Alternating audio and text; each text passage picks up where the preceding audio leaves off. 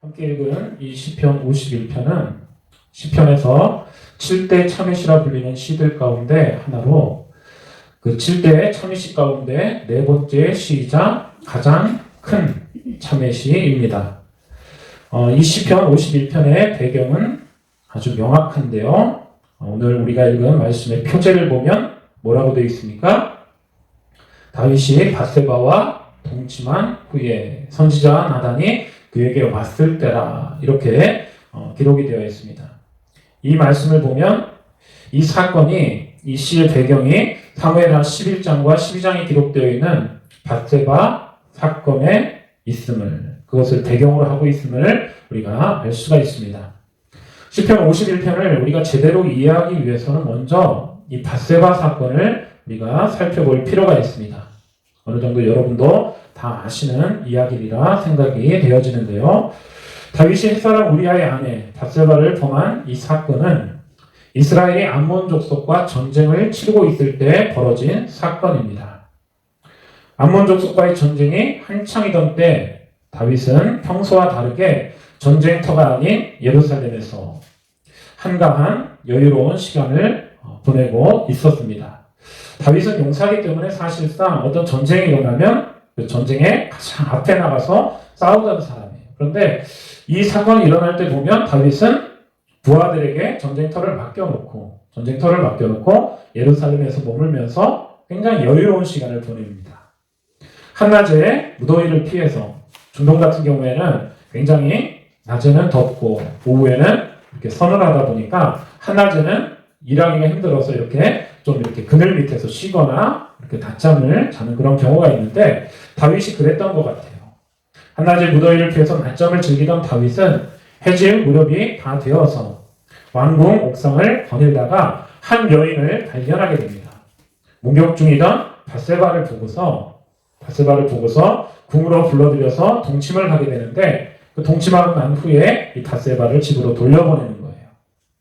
얼마의 시간이 지났을까? 자신과 동침한 밧세바가 임신한 사실을 다윗에게 알려오게 되고 다윗은 자신이 지은 죄를 감추기 위해서 전쟁터에 있던 우리아를 예루살렘으로 불러들여서 아내 밧세바와 동침하도록 유도를 합니다.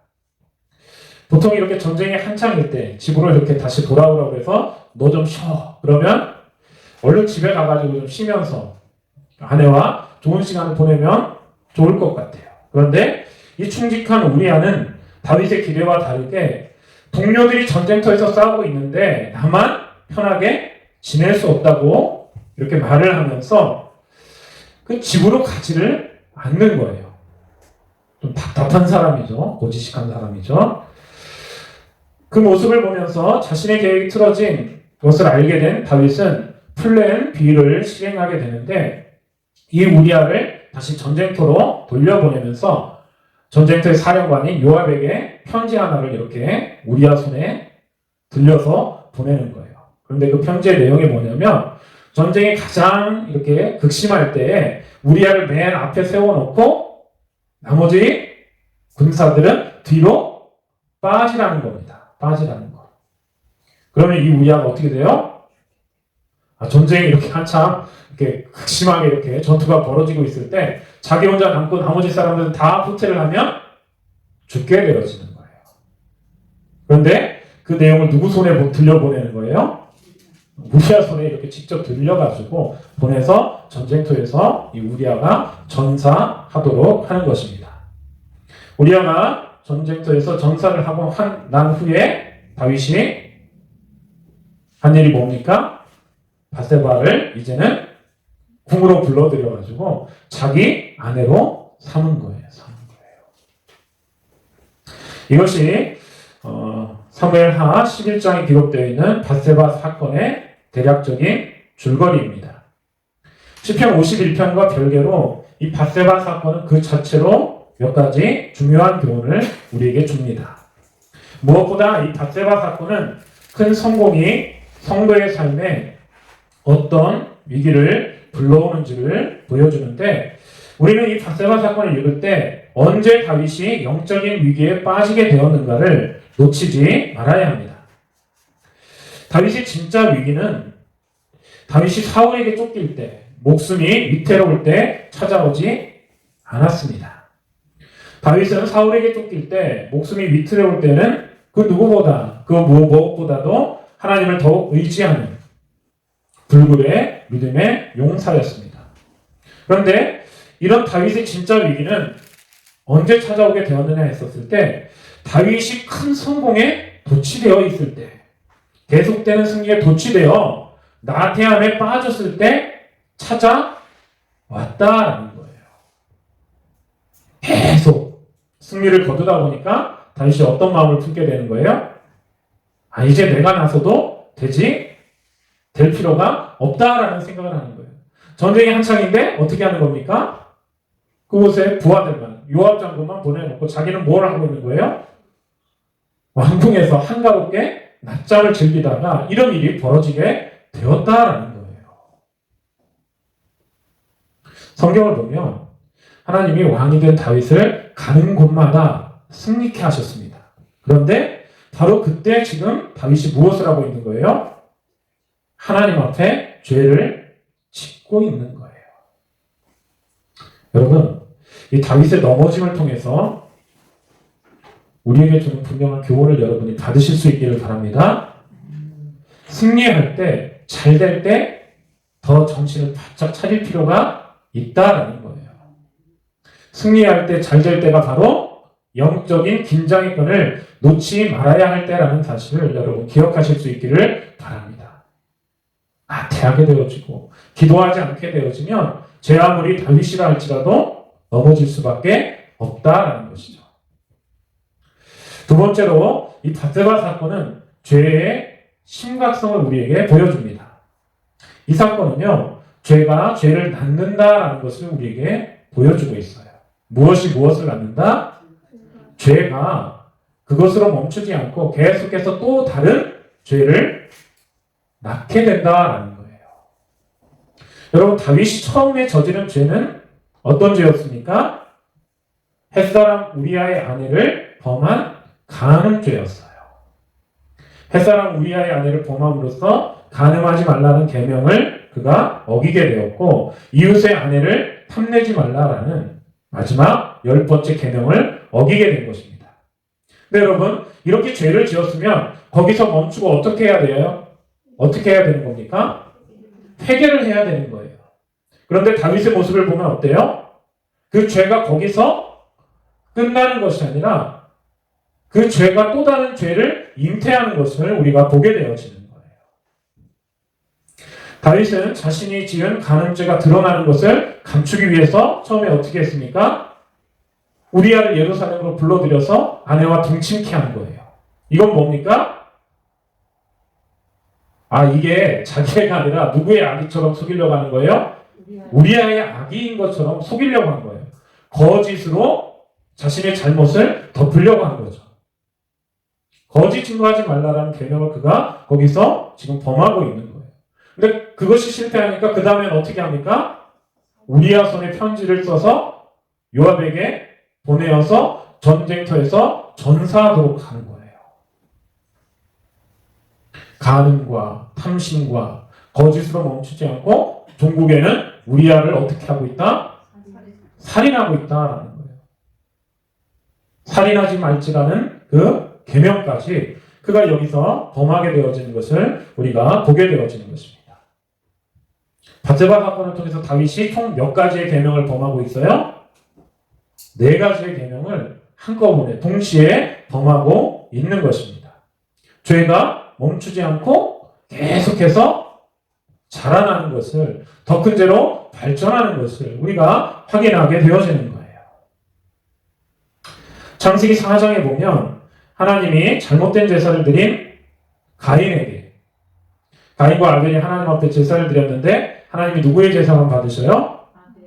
아벨의 제사를 받으시고 가인의 제사를 거절하니까 가인이 어떻게 합니까? 막 화를 내잖아요. 성질을 내잖아요. 그런데 그 가인에게 와서 하나님께서 하시는 말씀이 뭐예요? 죄가 너희를 원하나 너는 죄를 다스릴지니라. 거기서 어떻게 하라는 거예요? 멈추라는 거예요. 멈추라는 거예요.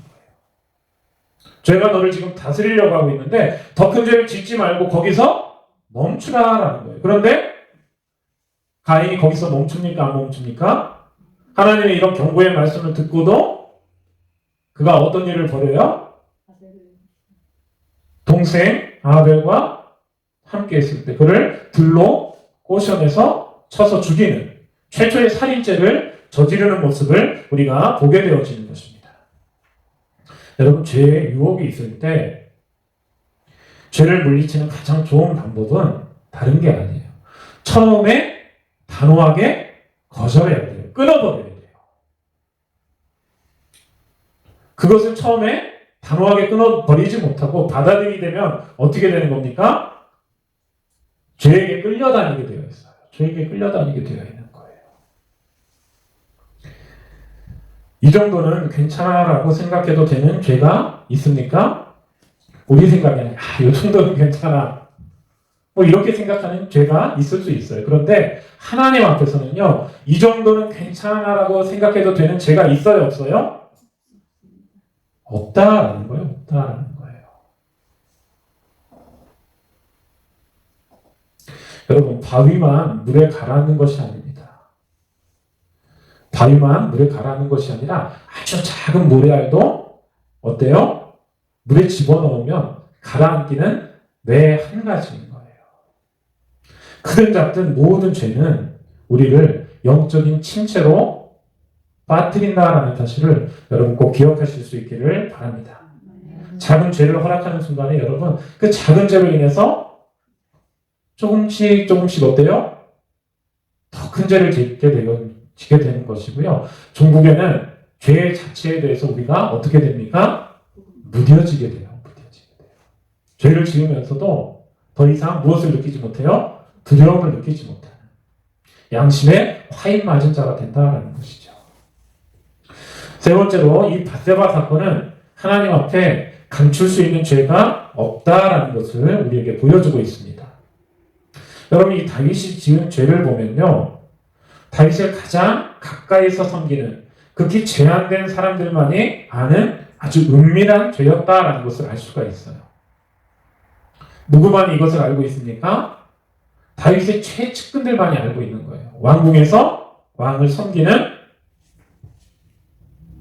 지금식으로 얘기하면 내시들과 전쟁터에서는 누가? 왕의 가장 최측근인 요압만이 이것을 알고 있는 거예요. 그러나 다윗이 아무리 은밀하고 치밀하게 죄를 숨겨도 누구의 눈은 피할 수 없습니까? 하나님의 눈은 피할 수 없었다라는 사실입니다. 우리아가 죽음으로써 다윗의 모든 잘못이 감춰진 것처럼 보였어요. 그런데 바로 그때 누가 다윗을 찾아옵니까? 선지자 나단이 다윗을 찾아와서 다윗이 지은 모든 죄를 만천하에 드러나게 한 거예요. 여러분, 나단 선지자가 다윗을 향해서 당신이 그 사람입니다 라고 말할 때 다윗이 할 수 있는 것은 아무것도 없었습니다. 감추지 못하는 거예요. 당신이 그 사람입니다 라고 말할 때 다윗이 할 수 있는 유일한 일은 내가 여호와께 범죄하였노라 라고 자신의 죄를 고백하는 것밖에는 할 수 없었다라는 사실이죠. 여러분, 죄를 감출 수 있다라고 생각하지 마십시오.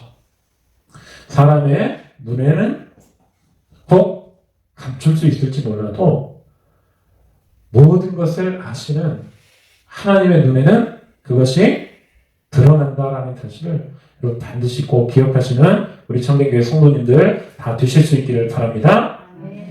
자, 이상이 시편 52편의 배경이 되는 밧세바 사건을 통해서 얻을 수 있는 일반적인 교훈이라고 한다면, 이제 우리가 살필 것은 시편 51편이 우리에게 주는 교훈에 관한 것입니다. 시편 51편이 우리에게 주는 교훈은 무엇인가? 시편 50편이 우리에게 주는 몇 가지 중요한 교훈들이 있는데, 그 중에서 먼저 우리가 살펴야 될 말씀은 4절의 말씀입니다. 우리 4절 말씀 같이 한번 읽어볼까요? 시작. 내가 주께만 범죄하여 주의 목전에 악을 행하였사오니 주께서 말씀하실 때 의로우시다 하고 주께서 심판하실 때 순전하시다 하리이다. 시편 52편에서 가장 중요한 말씀이 바로 이 말씀이에요. 근데 이 말씀은요, 시편 51편과 관련해서 가장 논쟁을 크게 일으키는 말씀이기도 합니다. 이 말씀이 무엇을 일으킨다? 이 성경을 연구하는 사람들 사이에 있어서 논쟁을 일으킨다라는 거예요. 이 말씀이 논쟁이 되는 이유는 주께만이라는 표현 때문에 그렇습니다. 다윗이 고백할 때 뭐라고 고백합니까? 내가 주께만 범죄했노라, 이렇게 고백하는데, 여러분 보십시오. 밧세바 사건을 보면 다윗은 누구에게 잘못을 한 거예요? 누구에게 잘못을 했습니까? 다윗이 여러분 잘못을 한 것은 하나님이 아니라 직접적으로 누구에게 잘못을 먼저 한 거예요? 우리아에게 죄를 지은 거예요. 그의 아내를 뺏었고 그를 속이려 했고 그를 어떻게 했어요? 사지로 몰아넣어서 죽게 한 거예요. 죽게 한 거예요. 물론 다윗이 계명을 범하기는 했지만 직접적으로 피해를 입은 것은 누가 피해를 입은 거예요? 우리아가 피해를 입은 거예요. 그런데 마치 다윗은 그 우리아는 안중에도 없는 듯이 자신이 누구에게만 죄를 지었다? 우리아는 안중에도 없어요. 누구에게 죄를 지었다고요? 주께 죄를 지었나이다, 이렇게만 얘기했어도 괜찮은데 주께 죄를 지었다라고 이야기하지 않고 주께만 죄를 지었다라고 말해가지고 이게 문제가 되는 거예요. 혹자는 이 표현 때문에 이 시는 밧세바 사건과는 관련이 없다라고 이야기합니다. 이 표현을 들어서 이 시편은 표제는 그렇게 되어 있지만 다윗이 지은 것이 아니고 밧세바 사건과도 관련이 없다라고 이야기하는데, 만약 그들의 주장에 따르면 만약 이 시가 밧세바 사건과 관련이 있다고 한다면 뭐라고 말해야 옳다라는 거예요? 내가 우리아와 주께 범죄하였나이다, 이렇게 말해야 옳다라는 거예요. 어떻게 말해야 옳다고요? 주께만이라고 말할 게 아니라 내가 우리아에게도 범죄하고 하나님께도 범죄했습니다, 이렇게 고백을 해야 맞다라는 거예요. 여러분 생각은 어떻습니까? 그럴듯하죠? 그래요, 안 그래요? 그게 이치에 합당한 거잖아요. 이치에 합당한 거잖아요. 근데 여러분, 만약 다윗이 밧세바 사건을 두고 시편 51편을 쓴 것이 맞다고 한다면 다윗은 왜 우리아와 주께라고 말하지 않고 주께만이라고 말하는 것일까? 이걸 좀 생각해 볼 필요가 있는 거예요. 이걸 좀 생각해 볼 필요가 있다. 우리는 다윗이 주께만이라고 말한 이유가 무엇인지를 깊게 좀 생각해 볼 필요가 있는데, 다윗이 주께만이라고 말한 이유는 여러분 몇 가지로 나눠서 생각해 볼 수가 있습니다. 먼저 다윗이 여기서 주께만이라고 말한 이유는요, 그것이 그 시대 사람들이 일반적으로 말하는 언어적 습관이기 때문에 그렇습니다. 그 시대 사람들은 누군가에게 잘못을 했을 때 뭐라고 말한다고요? 내가 너에게 죄를 지었다라고 말하지 않고 뭐라고 말한다라는 거예요? 하나님께 죄를 지었다라고 말한다라는 거예요. 잘못은 누구에게 했는데? 사람에게 했는데 말할 때는 너에게 죄를 지었다라고 이야기하는 게 아니라 누구에게 죄를 지었다? 하나님께 죄를 지었다라고 말하는 게 그 시대 사람들의 언어적인 습관인 거예요. 언어적인 습관. 그 예를 우리가 요셉에게서 찾아볼 수 있는데요. 우리 창세기 39장 9절을 같이 한번 찾아보겠습니다. 함께 읽겠습니다. 시작. 이 집에는 나보다 큰 이가 없으며 주인이 아무것도 내게 금하지 아니하였어도 금한 것은 당신뿐이니 당신은 그의 아내임이라. 그런즉 내가 어찌 이 큰 악을 행하여 하나님께 죄를 지으리까. 이 말은 보디발의 아내가 요셉을 유혹할 때 요셉이 거절하면서 한 말입니다. 여러분 생각해 보세요. 보디발의 아내를 범하는 것은 누구에게 죄를 짓는 거예요? 누구에게 죄를 짓는 거라고요? 보디발에게 죄를 짓는 거예요. 그런데 요셉은 여기서 뭐라고 이야기합니까? 내가 어찌 이 큰 악을 행하여 내 주인 보디발에게 죄를 지으리까라고 말하지 않고 누구에게 죄를 지으리까? 하나님께 죄를 지으리까라고 말하고 있다라는 거예요. 요셉에 따르면 사람에게 죄 있는 죄를 누구에게 짓는 죄로 보는 거예요? 하나님께 짓는 죄와 동일시하는 거예요. 동일시하는 거예요. 여러분, 우리도 요셉처럼 생각할 수 있기를 바랍니다. 이 요셉처럼 말할 수 있기를 바랍니다. 이게 굉장히 중요한 이유가 있습니다. 우리가 여러분 사람만 의식하다 보면 사람이 보지 않는 곳에서는 어때요? 죄를 쉽게 받아들일 수가 있는 거예요. 죄의 유혹을 받을 때 그것을 물리치지 못하고 어떻게 하는 거예요?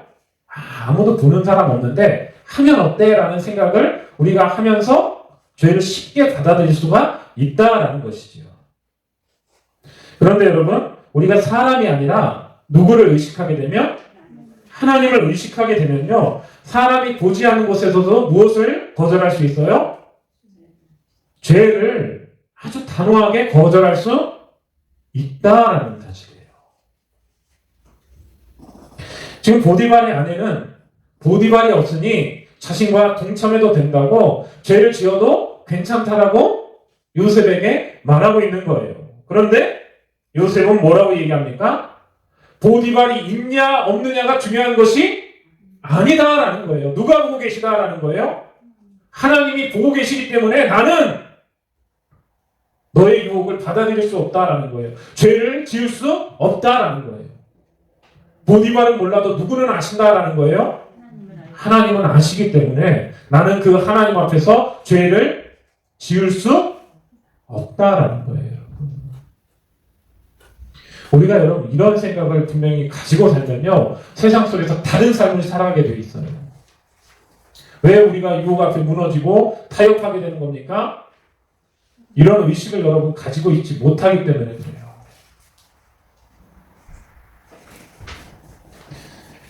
우리는요, 우리가 행하는 것이 누구에게 행하는 것인가를 아주 분명하게 알 필요가 있습니다.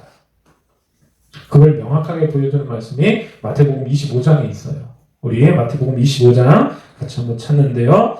먼저 40절을 같이 한번 봅시다. 마태복음 25장 40절.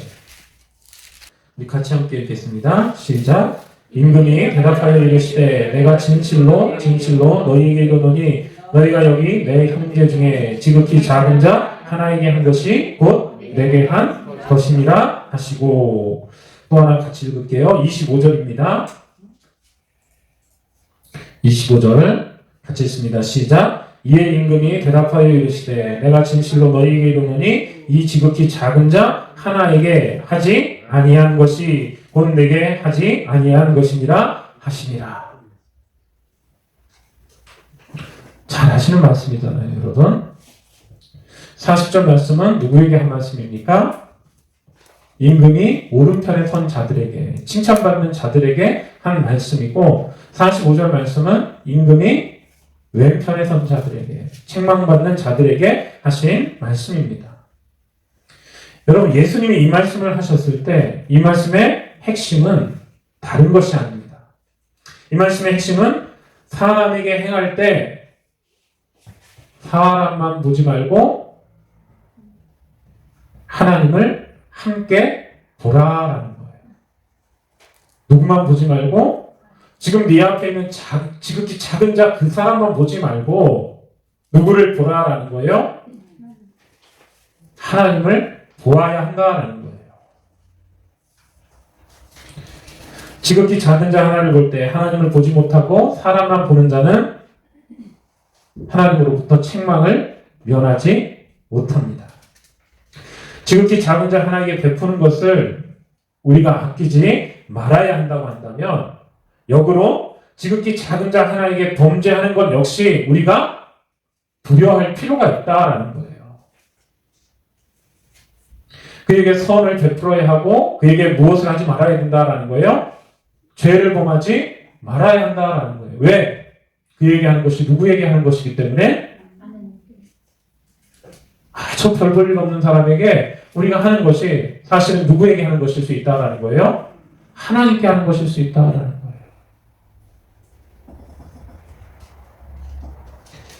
모든 죄가 최종적으로 향하는 것은 여러분 하나님을 향한다라는 이 사실을 반드시 기억하실 수 있기를 바랍니다. 다윗이 여러분 범죄한 것은요, 성공에 도취되어서 영적 나태함에 빠져서 누구를 보지 못한 거예요? 하나님을 보지 못한 거예요. 하나님을 보지 못했기 때문에 그 순간에 그 죄의 유혹 앞에 넘어지게 된 거예요. 두 번째로 다윗이 죽게만이라고 말한 이유가 있는데, 그것은 이 다윗이 갖고 있는 아주 독특한 위치 때문에 그렇습니다. 뭐 때문에 죽게만이라고 말한다고요?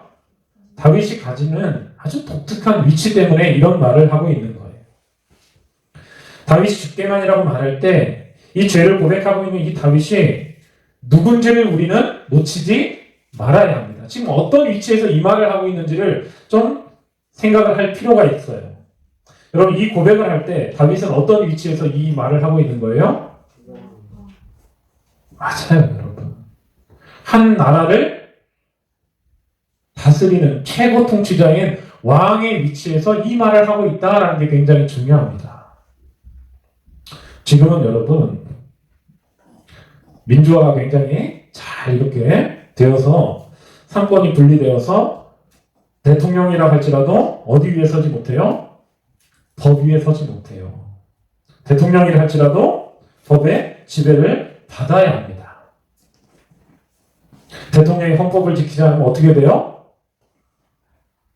어떻게 됩니까? 헌법재판소에 가가지고 탄핵 심판을 받는 거예요. 무엇 위에 있지 못하는 거예요? 법 위에 있지 못하는 거예요. 법 위에 있지 못하는 거예요. 그런데 여러분, 다윗 때는 어떻습니까? 다윗 당시의 왕들은요, 법 위에 존재하는 초월적인 존재입니다. 이스라엘 같은 경우에는 신정국가이기 때문에 좀 다르지만 대부분의 그 당시의 나라에서 왕은 곧 무엇과 같은 존재예요? 신과 같은, 신의 아들로 여겨지는 초월적인 존재입니다. 왕으로서의 다윗은 최고 권력자이면서 동시에 이스라엘에서 최고 심판자의 자리에 있어요. 지금은 입법, 사법, 행정이 다 나누어져 있어서 서로 견제하지만 다윗 당시만 해도 뭐예요? 왕이 곧 무엇도 하는 거예요? 심판도 하는 거예요. 심판도 하는 거예요. 나라만 통치하는 게 아니라 잘못한 사람이 있을 때 벌을 주는 것도 누가 벌을 줘요? 이 왕이 벌을 주는 거예요. 이런 상황에서 여러분, 다윗이 지은 죄가 드러났는데 현실적으로 생각을 해보십시오. 이 다윗의 죄를 심판할 수 있는 사람이 이스라엘에 있어요? 없어요? 이게 문제인 거예요. 이게 문제인 거예요. 왕의 잘못이, 왕의 죄가 드러났는데 왕정 국가에서는, 왕의 다스에서는 왕은 가장 위에 있기 때문에 어때요? 자기가 자기를 심판하지 않는 이상은 왕을 심판할 수 있는 사람이 있어요? 없어요? 없게 되어지는 거예요. 없게 되어지는 거예요. 누가 감히 왕을 심판할 수 있습니까? 왕으로서 다윗은 얼마든지 무엇을 피할 수 있어요? 자기의 죄를 그냥 덮고 넘어갈 수 있는 거예요. 심판을 피할 수가 있는 거예요. 그런데 왕이라도 피할 수 없는 것이 있어요. 무엇입니까? 인간의 심판대는 피할 수 있어도 무엇은 피하지 못하는 거예요? 하나님의 심판대는 피하지 못하는 거예요. 여기서 죽게만이라는 이 표현이 등장하는 거예요, 여러분. 이 말은 무슨 뜻을 갖습니까? 하나님의 왕 되심을 인정하는 것이고요. 하나님이 최종적인 심판자이심을 인정하는 거예요. 지금 나는 왕이지만 하나님 앞에서 내가 범죄한 죄인입니다. 하나님만이 진짜 왕이시고 하나님만이 진짜 심판자이십니다. 라는 것을 지금 여기서 다윗이 고백하고 있다라는 거예요. 이 말을 오해하면 안 돼요, 여러분. 다윗이 사용한 이 죽게만이라는 표현을 잘못 이해하면 큰 실수를 저지르게 돼 있어요. 이 죽게만이라는 표현을 사람은 상관없이 하나님께만 용서를 받으면 끝이라는 말로 이해하면 돼요, 안 돼요? 안 되는 거예요. 그런데 사람들이 이 말을 어떤 식으로 이해하느냐에 있었을 때 잘못 이해해서 내가 죄를 누군가에게 짓고도 하나님 앞에 나와서 용서받기만 하면 된다라는 식으로 생각을 하는 것이 문제가 될 수 있다라는 사실입니다. 우리 주변에서 여러분 이게 사실은 굉장히 쉽게 발견되는 거예요. 죄를 짓고 하나님 앞에서 용서받으면 그걸로 끝. 혹시 여러분 영화 밀양을 아십니까? 이창동 감독이 만든 전도연이 주연한 영화 밀양 혹시 보셨습니까? 보신 분도 계시고 안 보신 분도 계실 텐데 보신 분들은 아시겠지만 밀양에서 유괴범에 의해 아들을 잃은 전도연이 굉장히 큰 슬픔에 빠져 있다가 전도를 받고 기독교 신앙을 갖게 되어지면서 그 아픔으로부터 차츰차츰 회복이 됩니다. 신앙이 점점 깊어지면서 이 전도연이 어떤 생각을 하게 되냐면 원수까지도 사랑하라고 하셨는데 아들을 살해한 그 유괴범도 내가 용서를 해야 되겠다라는 생각을 하게 돼요. 그래서 그 유괴범이 갇혀있는 교도소에 찾아가게 됩니다. 용서를 하기 위해서. 대단하죠? 쉽게 할 수 있는 게 아니에요, 여러분. 여러분 같으면 하실 수 있겠어요? 아무리 그 기독교 신앙을 우리가 가지고 있다고 해도 원수를 그렇게 용서하기 위해서 아들을 살해한 그 범인을 용서하기 위해서 직접 찾아간다는 것은 쉬운 일이 아니에요. 그런데 아들을 살해한 유괴범 용서하러 간 그곳에서 전도연이 큰 분노를 느끼게 되고 급기야는 신앙이 흔들리면서 하나님을 원망하는 일이 벌어지게 되었습니다.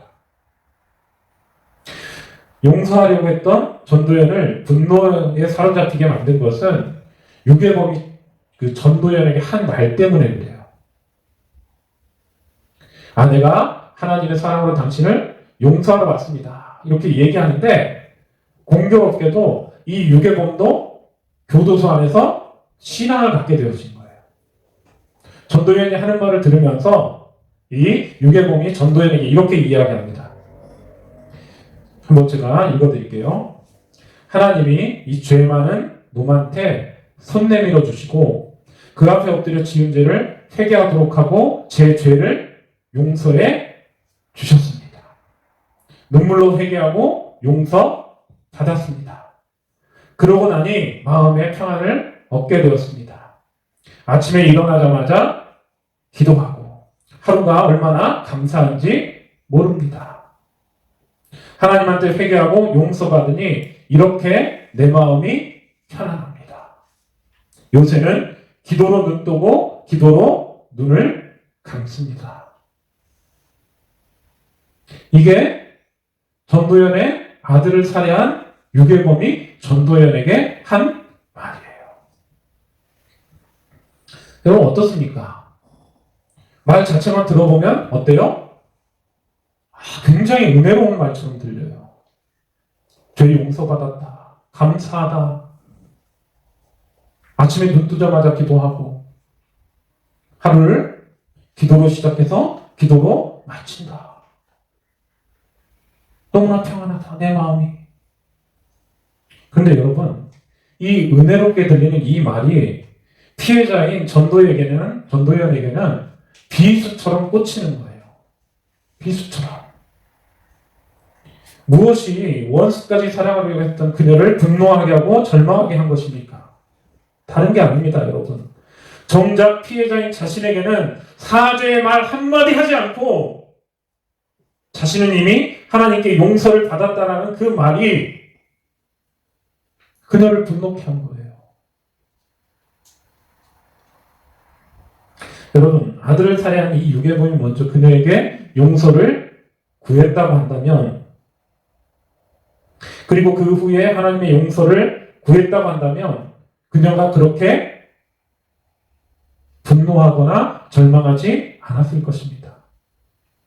생각해 보세요. 내가 기독교 신앙을 갖게 되어서 나의 죄를 깨달았다고 한다면 먼저 뭘 해야 돼요? 하나님께 용서를 구하기도 해야 되겠지만 먼저 뭘 해야 돼요? 자신이 피해를 끼친 그 피해자에게 용서를 구해야 되는 거예요. 그런데 이 유괴범 생각은 어떤 생각이에요? 이 말씀을 잘못 오해하고 있는 거예요. 내가 주께만 범죄하였으니 하나님이 나를 용서해 주시면 뭐예요? 나는 내 할 일을 다 했다라고 생각을 하는 거예요. 정작 피해자는 뭐예요?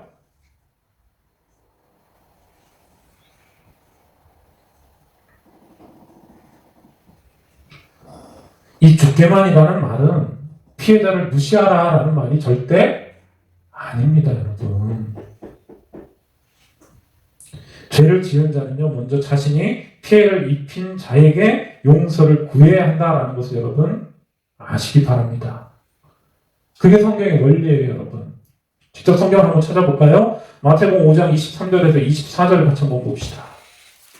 자, 됐으면 아멘. 같이 있습니다. 시작. 그러므로 예물을 제단에 드리려다가 거기서 내 형제에게 원망 들을 만한 일이 있는 것이 생각나거든 예물을 제단 앞에 두고 먼저 가서 형제와 화목하고 그 후에 와서 예물을 드리라. 제사를 드리러 하나님 앞에 제물을 드리러 왔어요. 근데 제사와 제물만 드리면 되는 겁니까? 아니다라는 거예요. 형제와 다투어서 원망 들을 일이 생각이 나거든 먼저 가서 뭘 하라는 거예요? 그와 화해하고 와서 그 다음에 뭘 하라는 거예요? 하나님 앞에 제사와 제물을 드리라라는 거예요. 하나 더 찾아볼까요? 레위기 6장 2절에서 7절을 같이 한번 찾아봅시다. 같이 한번 읽겠습니다. 시작. 누구든지 여호와께 신실하지 못하여 범죄하되 곧 이웃이 맡긴 물건이나 전당물을 속이거나 도둑질하거나 착취하고도 사실을 부인하거나 남의 이름 물건을 줍고도 사실을 부인하여 거짓 맹세하는 등 사람이 이 모든 일 중에 하나라도 행하여 범죄하면 이는 죄를 범하였고 죄가 있는 자니 그 훔친 것이나 착취한 것이나 맡은 것이나 이런 물건을 주운 것이나 그 거짓 맹세한 모든 물건을 돌려보내되 곧 그 본래 물건의 5분의 1을 더하여 돌려보낼 것이니 그 죄가 드러나는 날에 그 임자에게 줄 것이요 그는 또 그 속건 재물을 여호와께 가져갈지니 곧 내가 지정한 가치대로 양떼 중 흠 없는 순양을 속건 재물을 위하여 제사장에게로 끌고 갈 것이요 제사장은 여호와 앞에서 그를 위하여 속죄한즉 그는 무슨 허물이든지 사함을 받으리라. 어떻습니까? 마태복음에 기록된 말씀과 동일한 것을 이야기하고 있어요. 무엇이 먼저냐라는 거예요. 무엇이 먼저냐? 제사와 화목하게 하는 것 가운데 무엇이 먼저입니까? 사람에게 죄를 지었으면 먼저 그 문제를 해결하고 나서 하나님 앞에 용서를 구해야 된다라는 거예요, 여러분. 사람은 무시하고 이 말씀 시편에 있는 말씀 잘못 이해해가지고 내가 주께만 범죄하였으니 내가 주님 앞에 나와서 제사를 드립니다. 이 예물을 받으시고 나를 용서하소서 이렇게 말하면 돼요? 안 돼요? 안 된다라는 거예요. 요즘 징벌적 배상제라는 게 있습니다. 징벌적 배상제. 뭐예요? 누군가에게 잘못을 하거나 피해를 끼치면 그대로 갚는 게 아니라 어떻게 갚는 거예요? 더 크게 갚을 때 그거를 징벌적 배상제라고 해요. 그런데 사실상 지금 여기 레위기에서 말하고 있는 게 징벌적 배상제와 같은 거예요. 누구에게 해를 끼친 게 있으면 그냥 그것만 돌려주면 됩니까? 여기 뭐라고 돼 있어요? 5분의 1을 더하여서 그에게 돌려주라. 내가 누군가에 100만 원의 해를 끼쳤으면 어떻게 한다? 100만 원만 돌려주면 되는 게 아니라 거기에 5분의 1, 20%를 더 더해서 120만 원을 돌려줘야 되는 거예요. 근데 그걸로 끝납니까? 그렇지 않아요. 그러고 나서 그 다음에 또 뭘 해야 돼요? 하나님 앞에 나와가지고 속건 제물을 드려야 되는 거예요.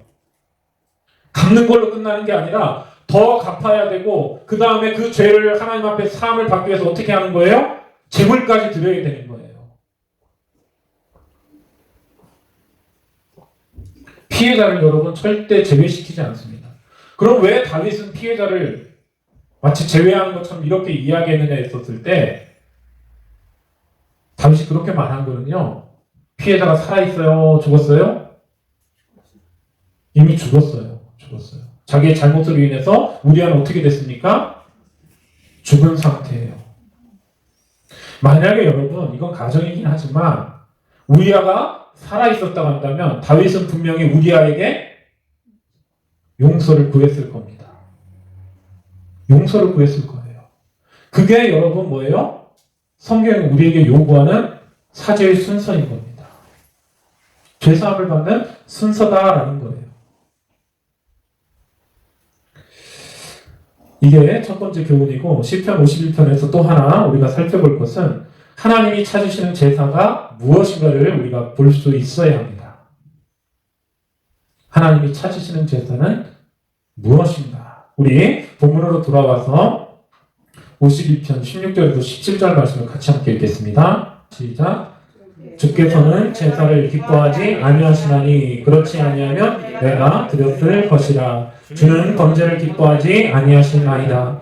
하나님께서 구하시는 제사는 상한 심령이라. 하나님이여 상하고 통회하는 마음을 주께서 멸시하지 아니하시리이다. 여러분 이 말씀을 잘 보시기 바랍니다. 여러분 이 말씀을 보면 하나님이 찾으시는, 하나님이 구하시는 제사가 어떤 것인가를 우리에게 보여주고 있습니다. 여기서 좀 조심스럽게 이 말씀을 읽을 필요가 있어요. 주의하면서 이 말씀을 읽을 필요가 있어요. 이 말씀을 표면적으로만 보면 하나님이 무엇을 원하시지 않는다라고 말하고 있는 것으로 보여요. 제사와 제물을 원하지 않는 것처럼 그렇게 보여집니다. 시편 기자는 하나님이 희생제사 대신에 상한 심령, 상하고 통회하는 마음을 원하신다라고 말하고 있어요. 그런데 여러분, 이런 말씀을 읽을 때 우리는 어떤 생각을 하기 쉬우냐면, 이제 하나님이 더 이상 제사를 원치 않으시는구나. 제사 자체가 이제 폐기되었구나라는 생각을 하기가 쉬워요. 뉘앙스 자체가 그렇게 느껴지잖아요. 하나님은 이제 희생제사를 원하지 않고 제물을 원하지 않고 무엇을 원하신다? 마음만을 원하신다라고 생각하기가 쉬운 거예요. 그런데 여러분, 하나님이 제사 자체를 폐기하시는 것이 아니다라는 것을 뒤에 나오는 말씀을 통해서 어렵지 않게 확인할 수 있어요. 19절 말씀도 한번 읽어볼까요? 19절 말씀 같이 읽습니다. 시작. 그때 주께서 의로운 제사와 번제와 온전한 번제를 기뻐하시리니 그때 그들이 숫소를 주의 제단에 드리리이다. 여기서는 하나님이 무엇을 받으신다고 이야기하고 있어요? 제사와 번제와 온전한 번제를 기뻐 받으시는데 그때 이스라엘이 하나님 앞에 무엇을 드린다? 여기 뭘 드린다? 마음을 드린다라고 이야기하지 않고 뭘 드린다라고 이야기하고 있어요? 숫소를 드린다 이렇게 이야기하고 있어요. 그러니까 이건 뭘 의미하는 거예요? 희생제사를 폐지하지 않으셨다라는 거예요. 실제로 여러분 다윗 이후에도 이스라엘은 계속해서 하나님 앞에 뭘 드립니까? 제사를 드렸잖아요. 언제까지? 예수님이 십자가에서 하나님의 어린 양으로 모든 희생제사를 완성하실 때까지 계속해서 제사를 드렸잖아요. 분명한 것은 여러분, 하나님이 폐지하신 것은 제사가 아니라 의롭지 못한 제사, 온전하지 못한 번제를 하나님이 폐하셨다는 거예요. 제사 자체를 폐한 것이 아니라 어떤 제사를 폐하신 것이라고요? 의롭지 못한 제사, 온전하지 못한 제사를 하나님께서 드리지 말라고 하신 거예요. 여러분, 의롭지 못한 제사, 온전하지 못한 제사는 무엇입니까? 상한 심령, 상하고 통회하는 마음 없이 드리는 제사, 참회 없이 그저 기계적으로 하나님 앞에 나와서 드리는 제사, 이게 바로 뭐예요? 의롭지 못한 제사고 온전치 못한 제사다라는 거예요. 그런 제사 드리려고 하면 내 앞에 오지 말라라는 거예요. 어떤 마음을 가지고 하나님 앞에 나와 제사를 드려야 된다라는 거예요? 먼저 죄를 철저히 회개하는 그 마음을 가지고 그 상한 심령을 가지고 하나님 앞에 나와서 예배를 드리라라는 거예요. 제사를 드리라라는 거예요. 참회가 중요한 이유가 있습니다, 여러분. 참회가 중요한 이유가 있는데 참여하는 제사는요, 아무리 하나님 앞에 드려도 삶의 변화를 이끌어내지 못한다라는 거예요. 참회 없는 제사를 드리면 어떤 일이 벌어지느냐면 반복되는 죄를 짓게 되어 있어요. 참회 없이 제사를 드리면 계속해서 뭘 짓는다? 반복해서 죄를 짓게 된다라는 거예요. 참회 없는 제사를 드리는 자는 제물로 하나님을 달랠 수 있다라고 생각하는 어리석은 자인데, 이처럼 제물을 뇌물처럼 드리고 벌금처럼 드리는 자는 제물을 드리면서 동시에 머릿속으로 뭘 꿈꿔요? 또 다른 죄를 꿈꾼다라는 거예요. 몸은 하나님 앞에 나와서 나 잘못했습니다라고 제물을 드리고 있는데 머릿속으로는 뭘 계획하는 거예요? 또 다른 죄를 계획하는 거예요. 빨리 제물로 죄를 덮고 다시 나아가서 뭘 하겠다라는 거예요? 새로운 죄를 짓겠다라는 거예요. 죄를 지어도 뭐만 하면 되기 때문에 하나님 앞에 나와가지고 제물만 드리면 그 죄가 용서가 된다라고 생각하기 때문에, 내가 아무리 많이 큰 죄를 지어도 나에게 뭐가 있다? 내 죄를 덮을 수 있는 많은 재물이 있기 때문에 죄를 지으면서도 어때요? 두려워하지 않는 거예요. 무엇이 사라지기 전까지? 재물이 떨어지지 않는 한 얼마든지 나는 용서를 받을 수 있다고 생각하기 때문에. 이런 사람이 여러분 삶의 변화가 나타납니까? 안 나타납니까? 나타나지 않는 거예요. 나타나지 않는 거예요. 이런 사람들 여러분 하나님의 책망을 피할 수 있어요? 없어요? 아무리 많은 재물을 드려도요, 이런 사람들은요 하나님의 책망을 피할 수가 없습니다. 이사야서 1장 12절에 이렇게 하나님이 말씀하세요. 제가 읽어드릴게요. 너희가 내 앞에 보이러 오니 이것을 누가 너희에게 요구하였느냐? 내 마당만 밟을 뿐이니라. 너희가 아무리 좋은 재물을 가지고 내 앞에 나와도 너희는 헛된 짓을 하는 거다라는 거예요. 성전에 나와서 재물을 드리지만 너는 내 앞에 서지 못하고 무엇만 하다 간다라는 거예요? 마당만 밟다 간다라는 거예요.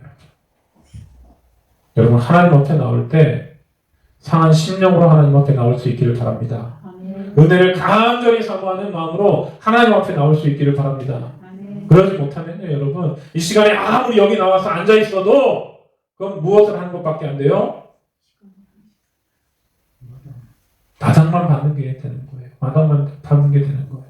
성수로 들어가지 못하고 어디에만 머물다 가는 거예요? 마당만 밟다.